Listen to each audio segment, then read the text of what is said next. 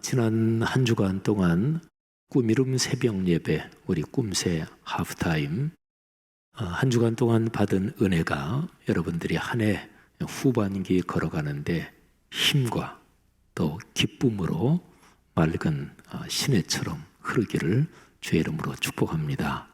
또 하나님께서 꿈새 기간 중에 주신 말씀, 또 각 사람에게 자상하게 들려주신 음성, 여러분에게 주신 큰 축복입니다.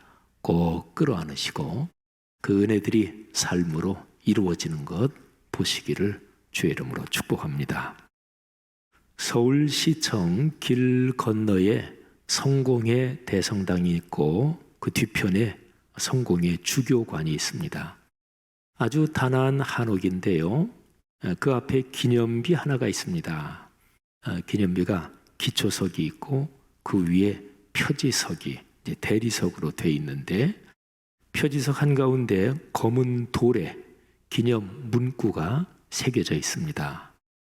내용이 다음과 같습니다.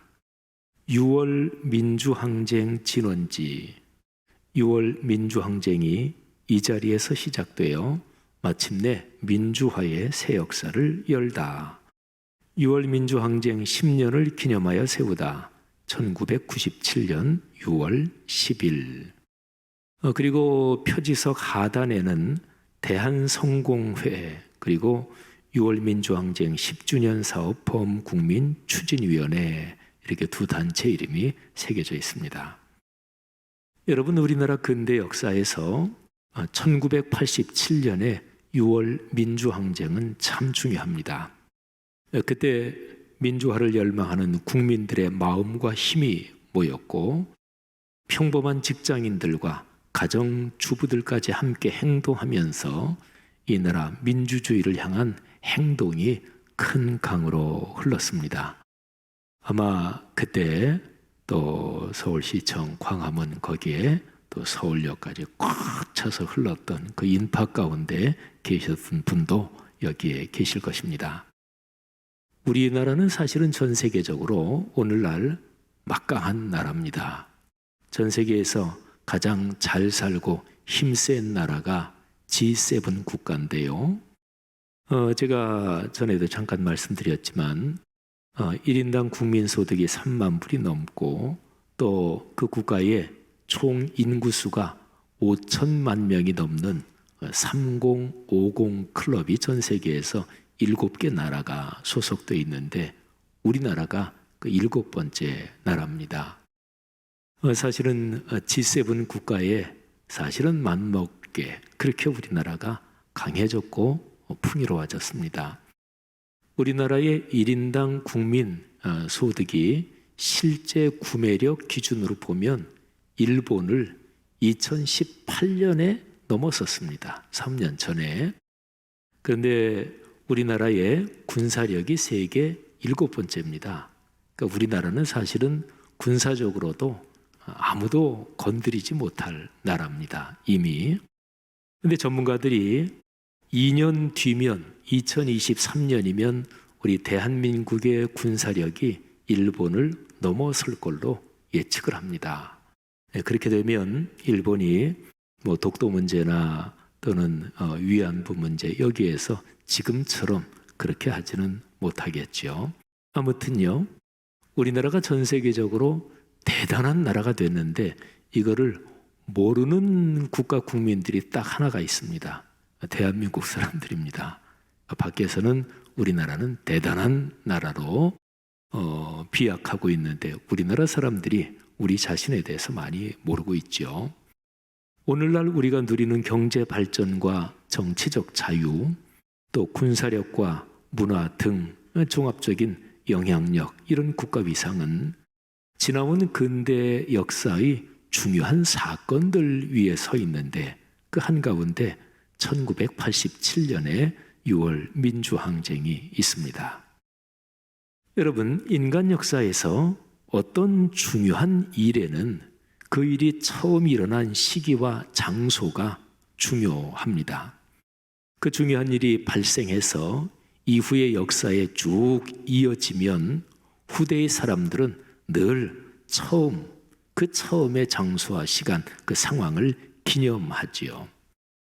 사람은 신체라는 물질 구조 안에서 삽니다. 누구도 예외가 없지요. 그래서 시간과 장소와 분리될 수 없습니다. 어떤 저명한 사람이 태어난 집, 곧 생가죠. 그런 게 그래서 중요하고요. 또 그 사람이 자라면서 썼던 물건들, 그게 또 그래서 중요합니다. 인류 역사에 수많은 길들이 있었는데 실크로드라든지 또는 차마고도라든지 또는 교역과 이런 것이 이어진 길들, 그 역사적인 현장들이 중요하지요. 교회는요, 의미로 보면 창세 때부터 존재했습니다.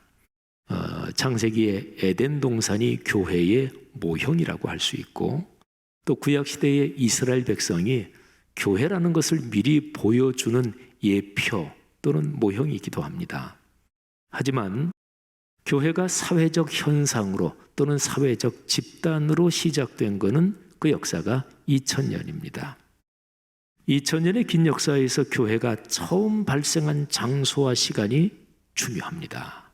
자, 장소, 시간, 이 둘 중에서 시간을 먼저 말씀드리자면, 교회의 태동은 예수 그리스도께서 사역하던 그 시기입니다. 태동은 우리가 아이를 임신하고 출산하는 그런 데 연관된 말이죠. 태동은 아이가 아직 출산한 게 아니죠.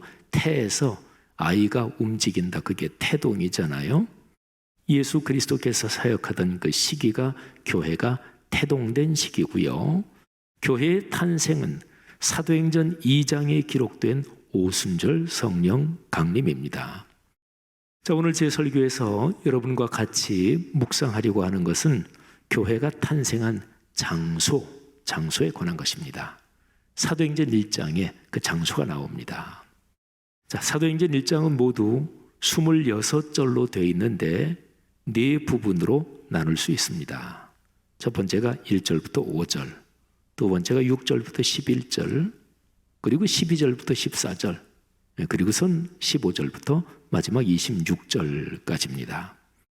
자, 이 네 부분 중에서 첫 번째 부분의 장소는 예루살렘일 것입니다. 근데 정확하게 예루살렘 안에 어느 장소인지는 명시적으로 기록되어 있지 않습니다. 부활하신 예수님께서 예루살렘 안에 그 어떤 곳에선가 사도들과 함께 모이셨고, 그리고 거기에서 주님께서 성령의 강림을 예고하시지요. 그러면서 너희가 성령으로 세례를 받기까지 예루살렘을 떠나지 말라고 말씀하십니다. 이게 첫 번째 부분과 그 연관된 장소입니다. 두 번째 부분인 6절부터 11절, 여기는 예루살렘 성의 동쪽 바깥에 있는 감람산입니다. 이곳에서 예수님께서 하늘로 오르셨죠. 승천하신 장소입니다. 세 번째 부분 12절부터 14절, 이 세 절은 예루살렘 성 안에 어느 집의 다락방입니다. 이 장소가 바로 오늘 우리가 묵상할 장소입니다. 12절부터 14절 전반부까지를 그 기록을 한번 보면 두 번째와 세 번째 부분이 연관된 장소, 그리고 거기 모여있던 사람들이 누군지를 알 수 있습니다. 한번 들어보시지요. 제자들이 감람원이라고 하는 산으로부터 예루살렘에 돌아오니 이 산은 예루살렘에서 가까워 안식일에 가기 알맞은 길이라. 그러니까 감람원, 감람산, 거기서 예수님 승천하시는 거 배웅해드리고, 그리고 예루살렘에 다시 돌아왔다, 그런 거죠. 들어가 그들이 유하는 다락방으로 올라가니, 다락방이 나오네요. 전통적으로는 전해져 내려오는 이야기로는 마가복음을 기록한 마가네 집 다락방, 이렇게 보지요. 그리고 마가의 어머니는 유대인들에게서 아주 흔한 여인들 이름이었던 마리아입니다. 자, 다락방으로 올라가니 거기에 모여있던 사람 이름이 이제 쭉 나옵니다. 들어보시죠. 베드로, 요한, 야고보, 안드레와 빌립, 도마와 바돌로메, 마테와 및 알페오의 아들 야고보, 셀롯인 시몬, 야고보의 아들 유다가 다 거기 있어. 제가 11명 이름을 읽어드렸습니다. 가룟 유다, 예수님을 배반하고 죽음의 길로 간 그 사람 빠져있고 나머지 11명의 제자. 자, 그리고 또 있던 사람들이 여자들과 예수님께서 사역하실 때 참 신실하게 예수님을 따르며 헌신하며 봉사했던 여인들, 그리고 예수의 어머니 마리아와 예수의 아우들. 예수님께서 성령으로 잉태하고 출생하신 후에 그 뒤에 마리아하고 요셉의 부부 관계에서 태어난 예수의 아우들이 있었습니다. 자, 이 사람들이 바로 그 다락방에 있었습니다. 자, 네 번째 부분 한번 잠깐 더 말씀드리고 그 다락방 얘기를 계속하지요. 네 번째 부분인 15절부터 26절은 다락방 말고 꽤 넓은 어떤 장소에 모였을 때입니다. 자, 거기 모인 사람이 120명쯤이나 되었다고 했습니다. 근데 뭐 있으면 있을 수도 있겠지만 보통 집에 다락방이 120명까지나 모이지는 못하잖아요. 자, 15절 말씀을 새번역 성경으로 읽어드리겠습니다. 그 무렵에 신도들이 모였는데 그 수가 120명쯤이었다. 베드로가 그 신도들 가운데 일어서서 말하였다. 그러니까 14절까지 그 다락방 얘기가 나오고 그 다음에 15절에 가면 그 무렵에 또 언젠가 한번 그런 뜻이지요. 신도들이 또 모였어요. 근데 120명쯤 됐습니다. 저희 120명이 모인 장소가 어딜까요? 성경에 명확하게 기록은 되어 있지 않으니까 추측해 볼 수밖에 없는데 어쩌면 그 다락방이 있는 집들이었을지도 모릅니다. 뭐 그럴 가능성이 많겠죠. 뭐 짐작해 보건대. 그렇다면 세 번째 부분의 장소인 그 다락방과 네 번째 부분의 장소는 그냥 같은 집이라고 보아도 좋습니다. 자, 이제 다락방 얘기. 그 다락방, 마가의 다락방. 바로 거기에서 지금까지 2000년의 역사를 이어온 예수 그리스도의 교회가 탄생합니다. 거기에 예수님을 배반한 가룟 유다를 제외한 11명의 제자들, 또 신실한 여인들, 그리고 예수님의 가족들이 모여 있었습니다. 거기 모인 사람들은 아마 많아야 한 30-40명 정도였을 것입니다. 뭐 다락방이라고 했으니 엄청 많은 수가 거기 있던 것은 아니었겠지요. 여러분, 한번 그 다락방과 거기 모인 사람들의 분위기를 상상해 보십시오. 사도행전 2장에서 성령이 강림한 사건이 거기 있으니까 여기 1장은 아직 성령이 강림하기 전이었습니다. 예수님께서 감람산에서 승천하신 후 열흘 뒤에 사도행전 2장에 기록된 오순절 성령 강림 사건이 일어나요. 그렇다면 우리가 범위를 더 좁혀서 이 열흘 동안, 그 열흘 동안 다락방 공동체는 무엇을 하며 지냈을까요?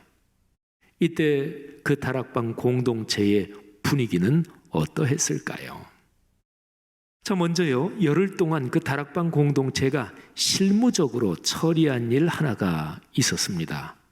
가룟 유다가 떨어져 나간 상황에서 유다의 자리를 대신할 다른 사람을 임명하는 것이었습니다.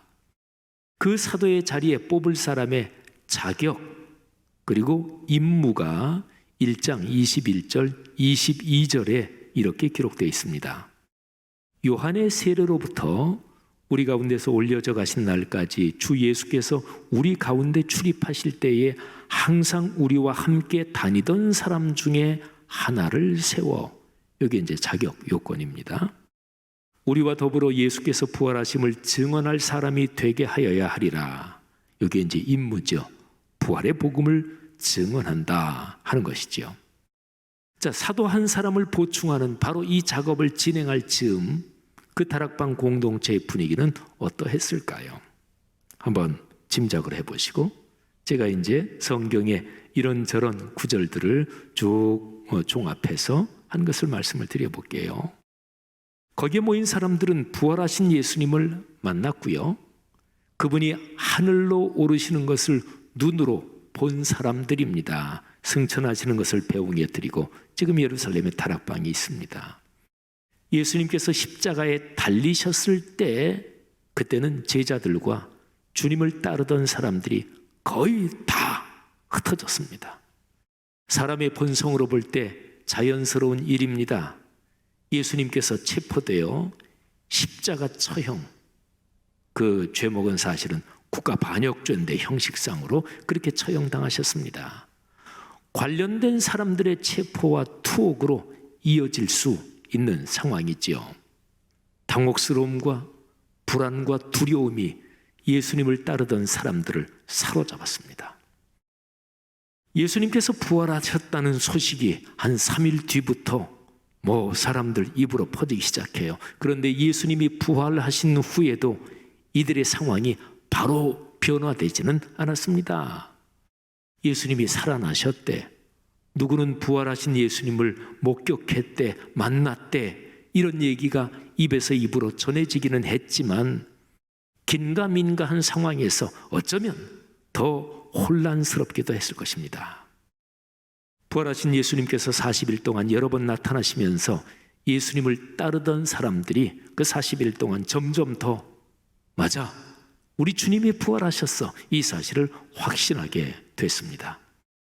두려움과 불안도 점점 사라지고 이제 거의 다 가셨습니다. 예수님께서 승천하실 때 거기 모인 사람들은 그쯤에서는 상당한 정도로 다시금 결속됐습니다. 예수님께서 약속하신 성령의 강림을 갈망하는 마음이 그들을 강하게 만들었습니다. 바로 그 다락방에 모인 사람들의 상황이 이러했습니다. 이런 상황에서 가룟 유다를 대신할 사람을 세우는 거지요. 요셉, 마띠아, 이 두 사람이 추천됐고 그 중에서 마띠아가 뽑혔습니다. 자, 다락방 공동체가 실무적으로 처리한 일 한 가지, 그리고 그 즈음의 분위기를 말씀드렸습니다. 자, 이제 더 중요한 부분으로 들어갑니다. 그 다락방 공동체가 그 열흘 동안 했던 일에서 아주 중요한, 심장처럼 중요한 일이 있습니다. 14절 후반부에 그 기록이 나옵니다. 예수님과 예수님을 따르던 여인들과 예수님의 어머니 마리아, 예수님의 동생들이 모여서 이런 일을 했습니다. 14절 후반입니다. 마음을 같이하여 오로지 기도에 힘쓰더라. 아멘. 뭐 했다고요? 기도했습니다. 오로지 기도에 온 힘을 쏟았습니다. 모인 사람들의 마음이 모두 하나였습니다. 여러분, 상식적인 얘기지만 어떤 상황에서 여러 사람이 마음이 하나로 되면 그 사람들이 가지는 힘이 증폭됩니다. 사람 수를 더한 만큼의 덧셈 방식이 아니고요, 적어도 곱셈 아니면 지수 방식으로 증폭합니다. 예를 들어볼까요? 5사람이 있는 자리에 3사람이 더 왔다고 생각을 해봅시다. 덧셈으로 하면 5 더하기 3이니까 8이 되죠. 곱셈으로 하면 어떻게 되나요? 5 곱하기 3, 그러면 15가 됩니다. 자, 지수 방식으로 하면 5자를 크게 써놓고 그 오른쪽 위에 조그만하게 3자를 쓰는 거예요. 이게 지수 방식 표현이죠. 이 얘기는 5를 3번 곱한다, 그런 거죠. 그러면 125가 됩니다. 덧셈 방식으로는 8, 곱셈으로는 15, 그런데 지수 방식으로 가기 시작하면 갑자기 건너뛰어서 엄청 훌쩍 뛰어넘어서 125가 되는 거죠. 진실하고 헌신하는 마음이 보이면 이토록 엄청난 힘을 발휘합니다. 이거를 표현하자면 정신적인 힘의 증폭 현상, 이렇게 말할 수가 있을 것입니다. 자, 그런데요, 오로지 기도에 힘쓰더라, 이 안으로 더 깊이 들어가 보면 굉장히 중요한 점이 있습니다. 모인 이 사람들이 기도에 힘쓰게 된 배경입니다.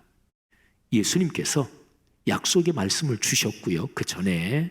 그래서 이들은 예수님이 주신 약속의 말씀, 그것 때문에 그거를 붙잡고 그 성취를 갈망하면서 기도한 거예요. 사도행전 1장 14절 후반부, 오로지 기도에 힘썼다. 이거는 1장 4절 5절에서 예수님이 주신 약속, 거기에 기초를 두고 있는 거예요. 그리고 또 하나 얘기하란다면 사도행전 1장 8절 저 유명한 구절이죠. 오직 성령이 너희에게 임하시면, 이것도 다 같은 맥락이에요. 근데 아주 분명하게 두 개를 딱 대비해 보면 1장 4절 5절이 말씀의 약속, 토대고, 그 토대 위에서 1장 14절 후반부 그들은 기도에 힘썼던 거지요. 들어보시죠. 4절 5절 사도와 함께 모이사 그들에게 분부하여 이르시되 예루살렘을 떠나지 말고 내게서 들은 바 아버지께서 약속하신 것을 기다리라. 요한은 물로 세례를 베풀었으나 너희는 몇 날이 못되어 성령으로 세례를 받으리라 하셨느니라. 약속의 말씀을 주신 거죠. 그 다음에 그 말씀을 끌어안고 그들이 한 것 14절 후반 마음을 같이하여 오로지 기도에 힘쓰더라. 아멘. 여러분 보세요. 말씀이 근거입니다. 말씀 위에서 기도가 작동합니다.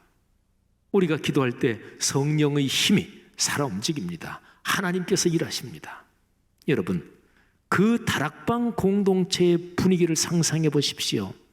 하루, 이틀, 사흘, 모두 열흘 만에 성령이 임하셨으니까 하루, 이틀, 사흘 계속 기도하면서 그 다락방은 점점 더 강한 힘으로 휩싸였습니다.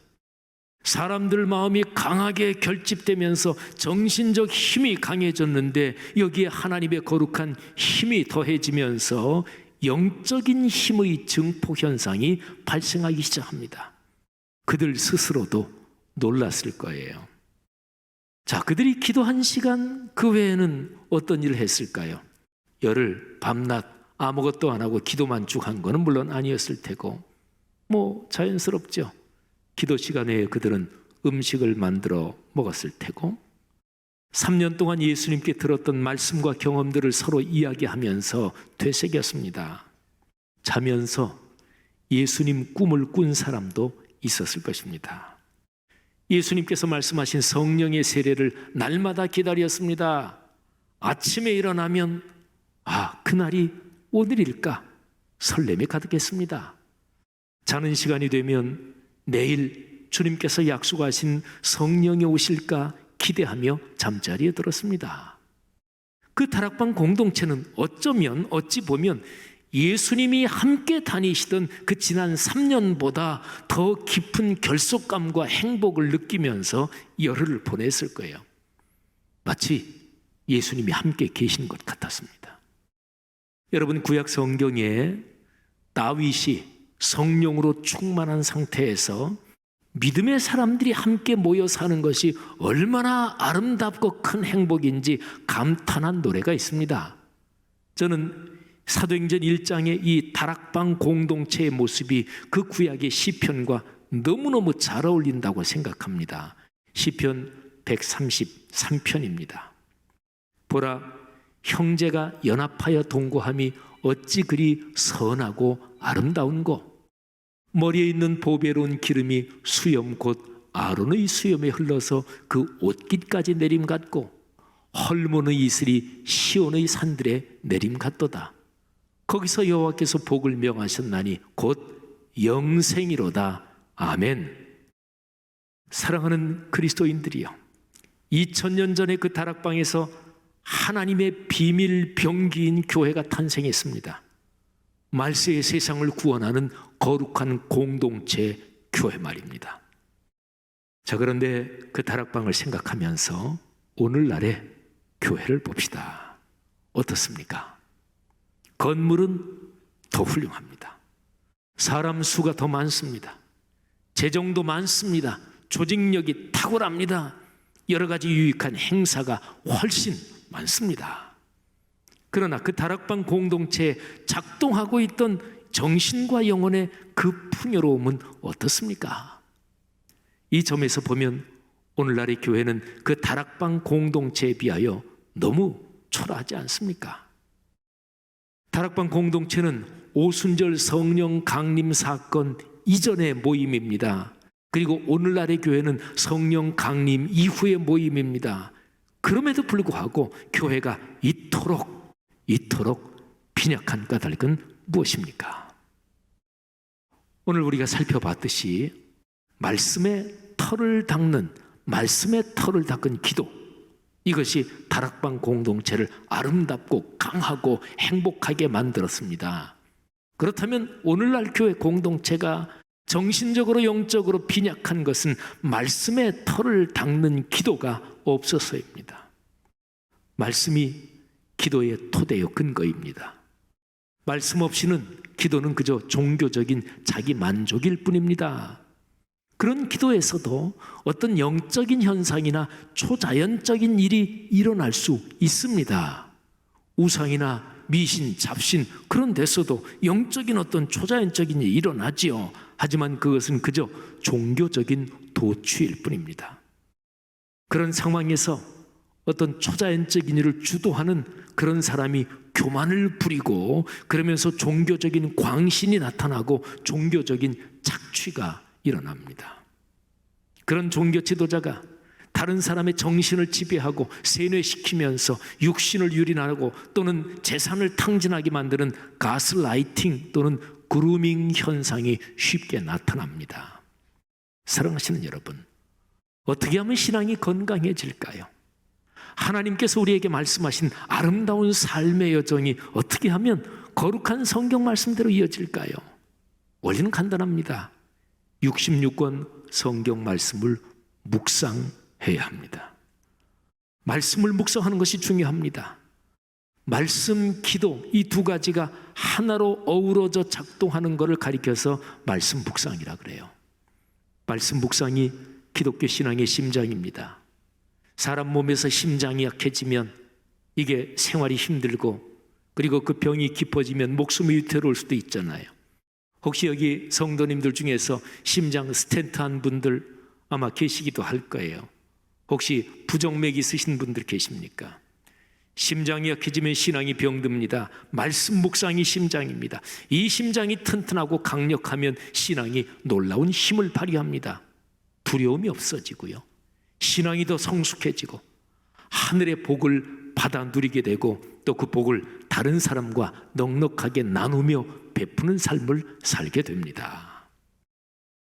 사랑하신 여러분, 말씀 묵상과 연관해서 담임 목사로서 목회적인 잔소리 하나를 말씀드리겠습니다. 목회자의 가장 중요한 직무는 마태복음 28장 18절부터 20절에 기록된 주님의 명령대로 성도님들에게, 사람들에게 말씀을 가르쳐 지키게 하는 것입니다. 하나님의 말씀이 우리 삶으로 이어지게 하는 것, 그런데 그 방법이 말씀 묵상입니다.